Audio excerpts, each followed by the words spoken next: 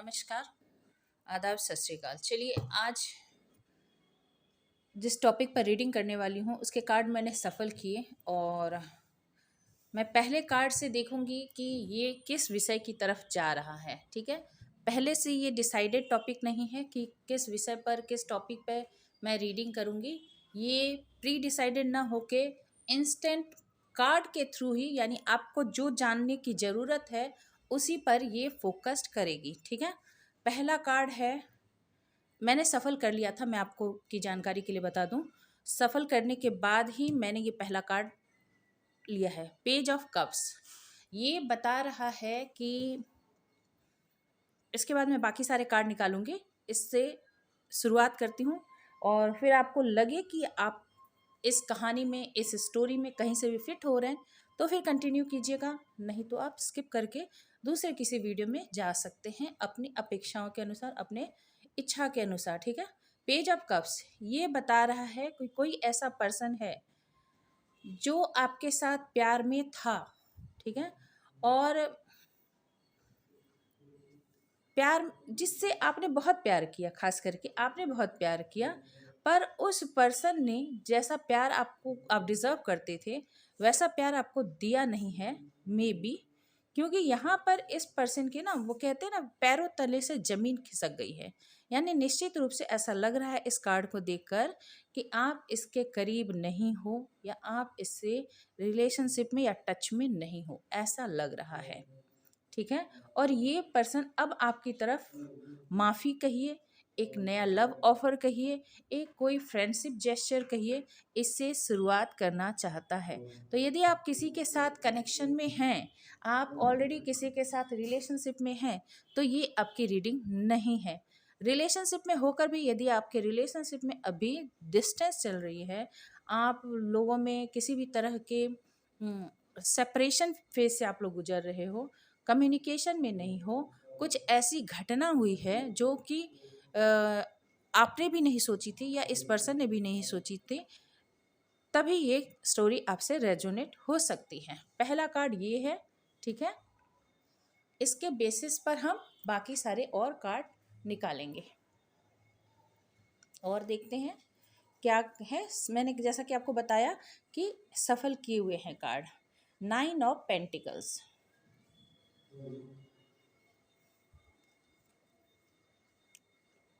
10 of wands, 7 of cups,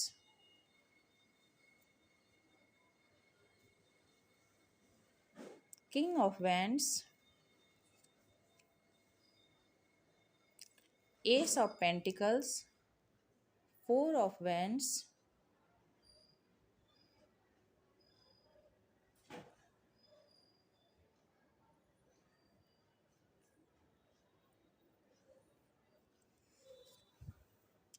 eight of cups. I hope card आपको दिख रहे होंगे। Strength, king of cups. ठीक है, एंड बॉटम में है 8 ऑफ पेंटिकल्स। तो ये कुछ ऐसी बात निकल के आई है यहाँ पर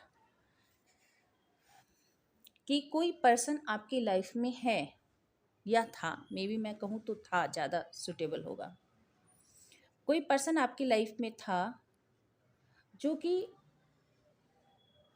आपके साथ या तो रिलेशनशिप में, प्यार में होने के बावजूद उसने आपको वो प्यार जो आप डिज़र्व करते थे, वो केयर जो आप डिज़र्व करते, आपको नहीं दिया।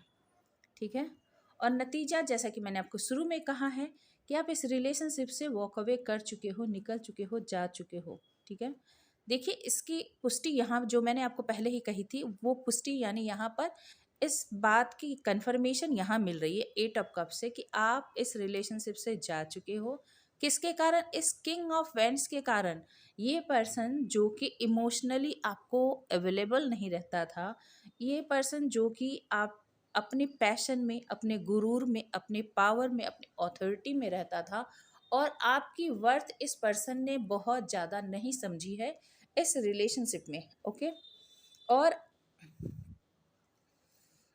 जबकि आप बहुत ज़्यादा समझदार इंसान, बहुत ज़्यादा करियर ओरिएंटेड, बहुत ज़्यादा खूबसूरत इंडिपेंडेंट पर्सन थे, फिर भी आपने बस मतलब इस रिलेशनशिप में आपने बहुत कुछ दिया, पर इस पर्सन ने आपके वर्थ को समझ के भी समझा नहीं।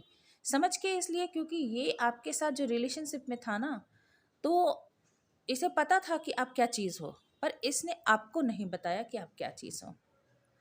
और अब ऐसी स्थिति है कि आप परेशान होकर इस रिलेशनशिप के बर्डन को झेलते झेलते आप इतने ज़्यादा एग्जॉस्टेड हो गए, इतने ज़्यादा थक गए कि आपने इस रिलेशनशिप से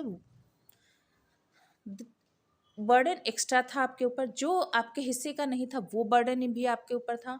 और आपको जो मिलना चाहिए था, जो सपोर्ट मिलना चाहिए था, जो प्रेज़ मिलना चाहिए था, सपोर्ट मिलना चाहिए था, कुछ भी आपको नहीं मिला।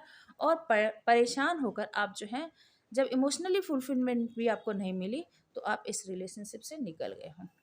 ये इस पर्सन ने आपको इमोशनली फुलफिल क्यों नहीं किया? क्योंकि ये पर्सन हमेशा, मैंने जैसा कि कहा ना, कि अपने पावर, पोजीशन, पैशन और अपने ऊपर फोकस्ड पर्सन था। तो इस पर्सन ने क्या किया है, आप बहुत सारे ऑप्शन में ये खोया रहा। बहुत सारे लाइफ में इसके ऑप्शन थे और उन ऑप्शन पर इसने फोकस किया। कंफ्यूज रहा, ऑल द टाइम कंफ्यूज रहा। ये भी चाहिए, वो भी चाहिए, क्या लेना है, क्या नहीं लेना है। मतलब इसमें ये नेगेटिविटी पूरी इसके ऊपर हावी रही काफ़ी लंबे समय तक। काफ़ी लंबे समय तक यहाँ पर 7 साल से 7 महीने तक का बेयर मिनिमम समय दिखता है। और आपने इस रिलेशनशिप से में 9 साल, 8 साल लगभग इतना समय दिया है। 8 की एनर्जी बहुत ज़्यादा है। देखिए 8 यहाँ पर है, 8 यहाँ पर है, 8 यहाँ, 888 है।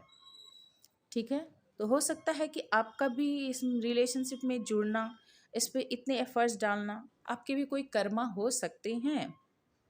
ठीक है, बल्कि मैं कहूँ तो आप दोनों एक कार्मिक बंधन में ही थे, एक जजमेंट में ही आप दोनों चल रहे थे। 888 आ गया, आप दोनों इस एक तरह से जजमेंट में ही थे। आपका कुछ पिछले जन्म का कर्ज था, कुछ डेप्ट था जो आपको चुकाना था और आपने चुका लिया। ये नहीं कहूँगी कि अभी भी बाकी है। बहुत हार्ड वर्क के साथ, बहुत शिद्दत के साथ, बहुत लगन के साथ आपने इस डेप्ट को चुका दिया है। और साथ ही साथ देखिए यहाँ पे मेहनत है, बहुत शिद्दत के साथ मेहनत है। यहाँ पे देखिए पेंटिकल्स, आपने एनर्जी पूरी लगा दी है, अपने फाइनेंस लगा दिए हैं, स्किल लगा दिए हैं, यहाँ पर दिल लगा दिया है। तो आपने इस रिलेशनशिप में सब कुछ अपना झोंक दिया। Oh my God. हाँ, यहाँ पर देखिए अब आप पावर में आ गए हो। अब आप पावर में आ गए हो, तो ये इस रिलेशनशिप के बारे में बताता है कि आपने बहुत मेहनत किया, बहुत मेहनत किया, और आउटकम आपको कुछ नहीं मिला। आप उम्मीद कर रहे थे कि आपको कोई सॉलिड प्रपोजल मिलेगा, नहीं मिला। नतीजा, आप निकल गए इस रिलेशनशिप से। आपके निकलने के बाद देखिए इसमें ना, आपने उम्मीद की थी कि आपको एक सॉलिड ऑफर मिलेगा और आपकी लाइफ में स्टेबिलिटी आएगी। आप इस रिलेशनशिप में खुश भी बहुत थे। मैं बता दूं कि आप बहुत ज़्यादा खुश थे एक समय में। ये रिलेशनशिप आपकी स्टेबिलिटी, आपके पैशन, आपके जीने का एक मकसद हो सकती है एक समय में। क्यों? क्योंकि आप इस पर्सन के बारे में सोचते थे कि ये आपसे बहुत ज़्यादा प्यार करता है। और और इस खास खास करके ये तो थिंकिंग थी, साथ ही साथ आप इसके चार्म से भी पूरी तरह से बंधे हुए थे। आप इसके अट्रैक्शन में भी पड़े हुए थे। ठीक है, तो इसके कारण आपने जितनी आपकी शक्ति थी, अपने सारी शक्ति, सारी ऊर्जा लगा दी। ठीक है, ओके। हम्म उसके बाद जब आप वॉक अवे कर गए हो ना, तो अब मुझे दिख रहा है कि ये पर्सन जो है आपके जाने के बाद, ये पर्सन बर्डन में आ गया है, ये परेशान हो गया है। इसे समझ में नहीं आ रहा है कि अब ये किस तरह से इस सिचुएशन को हैंडल करे। क्योंकि ये देख रहा है कि वॉक अवे करने के बाद आपने स्ट्रेंथ गेन कर ली है, आप अपने मनी फाइनेंस पर काम कर रहे हो, करियर पे, अपने स्किल पे कुछ आप नया सीख भी रहे हो। मुझे जहाँ तक लगता है कुछ न कुछ यहाँ पर देखिए, बुक है, हीलिंग से रिगार्डिंग चीज़ें हैं, हर्ब्स हैं, कैंडल्स हैं, बुक्स हैं, तो कुछ जर्नल्स कर रहे हो, कुछ किताबें पढ़ रहे हो, किताबें लिख रहे हो, कुछ स्किल सीख रहे हो, कुछ प्लांट से रिलेटेड, कुछ लाइट से रिलेटेड, कुछ हर्ब से रिलेटेड, कुछ ना कुछ आप नई ऊर्जा के साथ जुड़े हुए हो, नई एनर्जी के साथ, वो भी डेडिकेशन के साथ दिन रात आपने इसमें अपने लगा दिए हैं। तो ये पर्सन अब जब देख रहा है कि आप बहुत अपनी लाइफ में बहुत फोकस्ड होकर अपने जीवन में मगन हो गए हो और आप अपने पैसे पर, अपने इंडिपेंडेंस पर काम कर रहे हो, विजडम तो आप में ऑलरेडी थी ही, और अब आप खुश रहना, जहाँ आप उदास, दुखी और हार्ट ब्रोकन थे, वहाँ अब आप खुश रहने लग गए हो, अपने आप में आप इंजॉय कर रहे हो, अपने सर्कल के लोगों के साथ हो, अपनी पावर में हो, मनी बनाने पर ध्यान दे रहे हो, तो अब ये पर्सन समझ नहीं पा रहा है कि ये किस तरह से आपकी लाइफ में इंटर करे। इसके लिए इसकी प्लानिंग ये है कि अब ये आपके साथ जुड़ना चाहता है, ये जुड़ना चाहता है, आपसे माफ़ी मांगना चाहता है, आपके साथ एक हाय हेलो या फ्रेंडशिप जेस्चर के साथ शुरुआत करना चाहता है। पर करे तो करे कैसे? करे तो करे कैसे? क्यों? क्योंकि आप जो है ओवरबर्डन होकर, परेशान होकर निकल चुके हो, काफ़ी दूरी आ गई है आप दोनों के बीच में। क्योंकि यहाँ पर देखिए, ये पर्सन जो है इतनी दूरी तय करके आगे अपने लोड के साथ, अपने बर्डन के साथ, अपने रिस्पॉन्सिबिलिटी के साथ निकल चुका है। जहाँ इमोशन था, इमोशन वाली जगह से शिफ्ट कर चुका है, यानी नदी, तालाब, समुद्र, कुछ भी वाटर बॉडी है, उससे आप दूर जा चुके हो। ठीक है। और ये पर्सन अब किनारे पर बैठा बैठा सोच रहा है कि किस तरह से शुरुआत की जाए, किस तरह से उसकी तरफ मूव किया जाए। पर पैर कटे हुए हैं। पैर कटने का मतलब रियली पैर कटा हुआ नहीं, मतलब जिन पैरों से चलकर आएगा, वो कहते हैं ना, कौन से मुंह से बात करूं, वही वाली बात है यहाँ पर कि ये किस मुंह से आपके पास आएगा, किस पैर से चल के आएगा, क्योंकि इसने खुद ही सब कुछ तहस नहस किया है। इसे पता है कि इसने क्या किया है। Okay.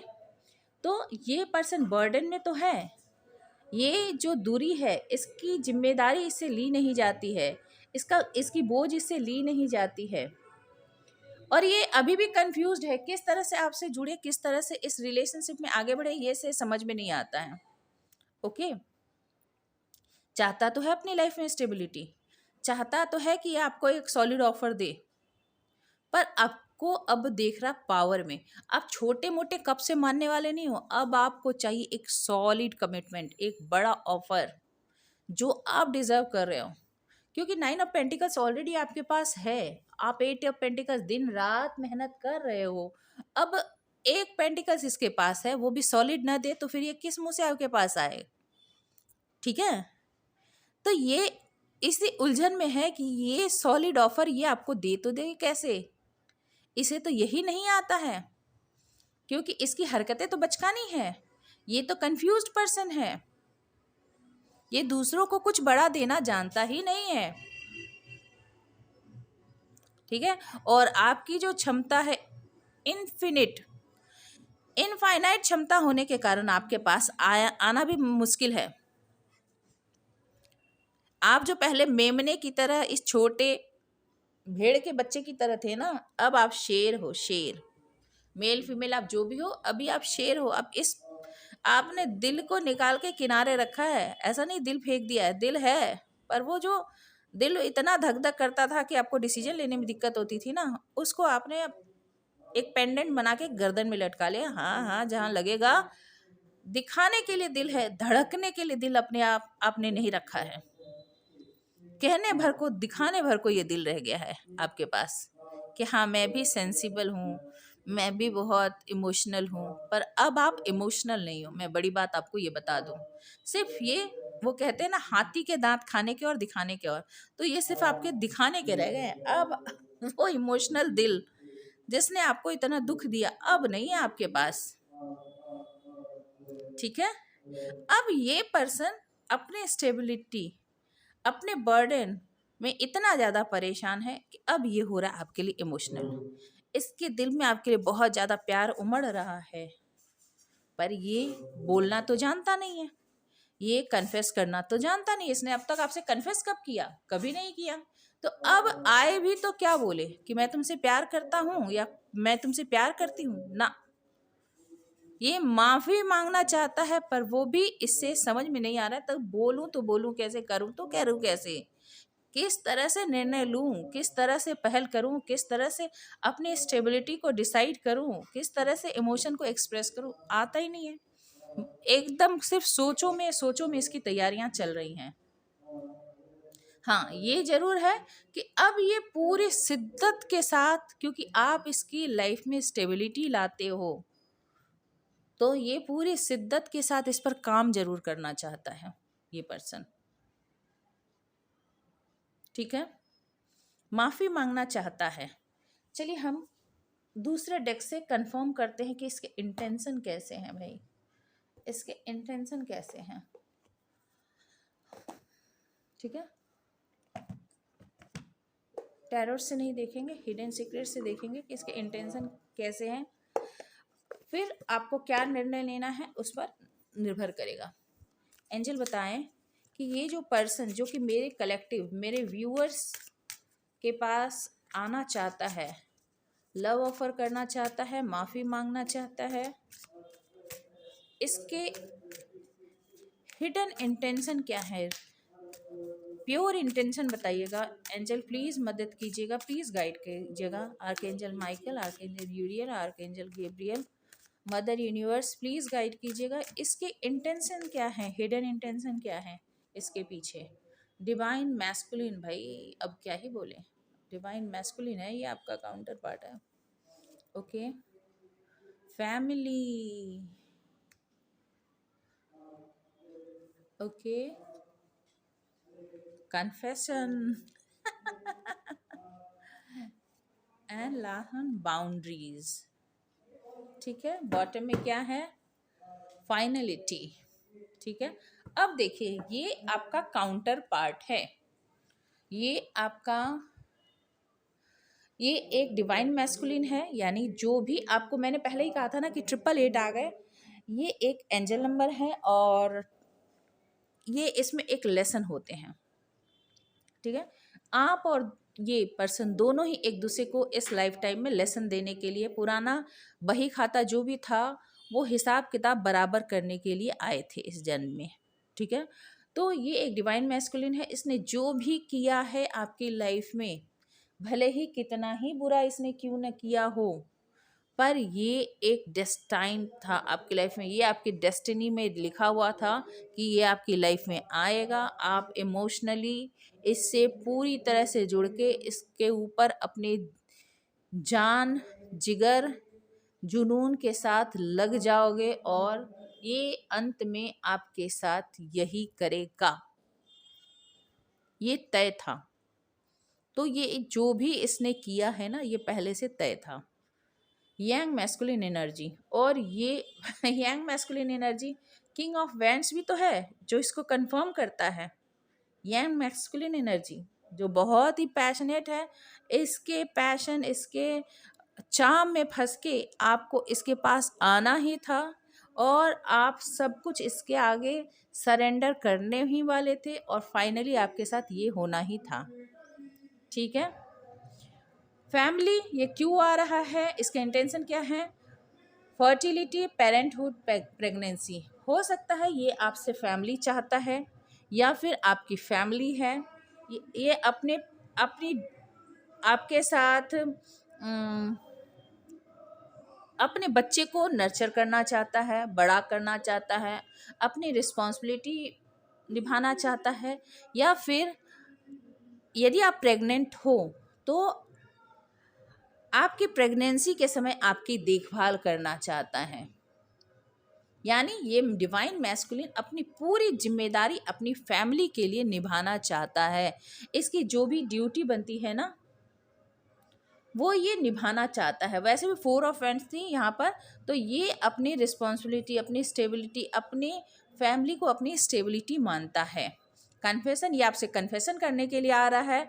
Unveiling, coming clean and message, ये सारे ये सारी अपनी गलतियों को मानेगा, कन्फेस करेगा, जो भी इसने अब तक पर्दा डाल रखा था अपने बिहेवियर का, वो सब कुछ ये बताएगा आपको। और या तो ये मुंह से बोलेगा, या फिर आंखें नीची करके बोलेगा, या फिर मैसेज करके बोलेगा, क्योंकि ये आपका सामना नहीं कर सकता। ये आपकी आंखों में देखकर नहीं अपनी गलती को बोल सकता, इसके अंदर इतनी हिम्मत नहीं है। आपने देखा होगा कि क्रिश्चियनिटी में क्या होता है कि कन्फेशन रूम होता है चर्च में। जो भी क्रिमिनल या फिर जो भी मतलब पापी व्यक्ति, जो व्यक्ति अपने आप को मानता है कि मैं पापी हूँ, वो कन्फेशन रूम में आता है और पोप के सामने या प्रिस्ट के सामने आकर कन्फेस करता है। वो अपना चेहरा नहीं दिखाता और फादर को बताता है कि मैंने ये गलती की है और मुझसे ये सारी गलतियां हो गई और मैं ईश्वर के सामने इस चीज़ को कबूल करना चाहता हूँ और मैं चाहता हूँ कि ईश्वर मुझे माफ़ करे। ठीक है, तो उस वक्त वो अपना चेहरा नहीं दिखाता, क्योंकि वो असल में उस पोप या पादरी को या फिर फादर को नहीं बोल रहा होता, वो असल में ईश्वर को बोल रहा होता है। और फादर एक रिप्रेजेंटेटिव होते हैं, एक इंसान और जो क्राइस्ट हैं, गॉड है, उसके बीच में। तो उसी तरह से ये पर्सन जो है ना, आपको मैसेज के थ्रू, किसी और के थ्रू आपसे कन्फेशन करना चाहता है कि वो आपके जीवन में एकदम साफ सुथरा होकर, नीट एंड क्लीन होकर, पाक साफ होकर, बिना किसी मतलब सब कुछ क्लियर करके आपके पास आना चाहता है। Boundaries, no drawing the line and enough. अब वो नहीं चाहता है कि आप दोनों के बीच में कोई लाइन खींची रहे, कोई दीवार रहे। आप भी उसे स्वीकार कर लें, आप दोनों, आपने भी यदि उससे दूरी बना ली है तो आप भी इस दूरी को उसके साथ ख़त्म करें और लाइन जो बना रखी है उस लाइन को मिटा दें।